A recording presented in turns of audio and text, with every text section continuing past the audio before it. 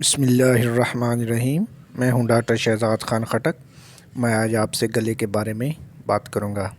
گلے کے اسباب، علامات اور گھریلو علاج۔ سب سے پہلے آتے ہیں کہ اس کا تعارف کیا ہے۔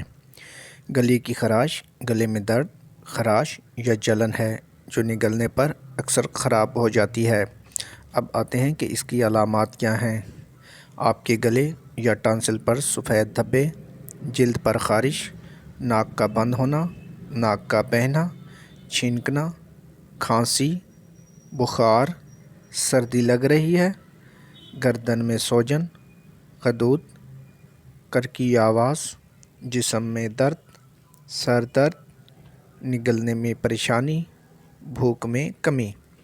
اب آتے ہیں کہ اس کے اسباب کیا ہیں۔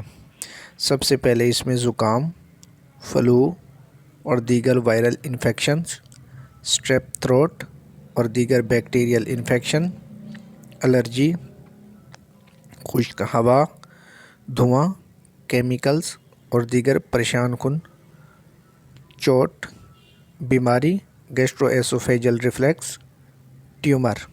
اب آتے ہیں کہ اس کا گھریلو علاج کیسے کیا جائے۔ سب سے پہلے آپ نے نمکین پانی لینا ہے۔ اگرچہ نمکین پانی آپ کو فوری طور پر فراہم نہیں کر سکتا، لیکن یہ بلغم کو ڈھیلا کرنے اور درد کو کم کرنے کے دوران بیکٹیریا کو مارنے کا ایک مؤثر علاج ہے۔ بس آدھا چائے کا چمچ نمک 8 اونس گرام پانی میں مکس کریں اور گارگل کریں۔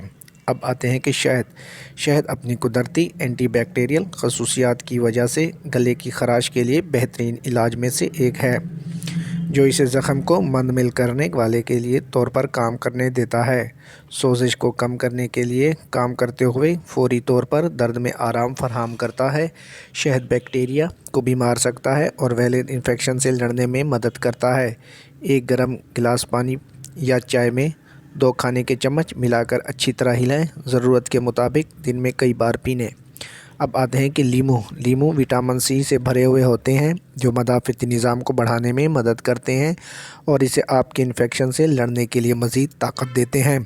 1 چائے کا چمچ لیمو کا رس 1 گلاس نیم گرم پانی میں ملا کر پئیں تاکہ جلد آرام آ جائے۔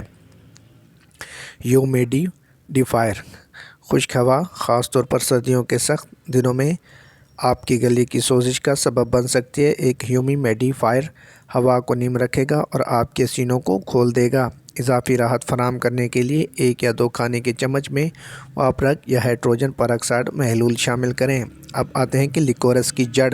اس میں اسپرین جیسی خصوصیات ہیں جو گلے کے درد کو کم کرنے میں مدد کر سکتی ہے۔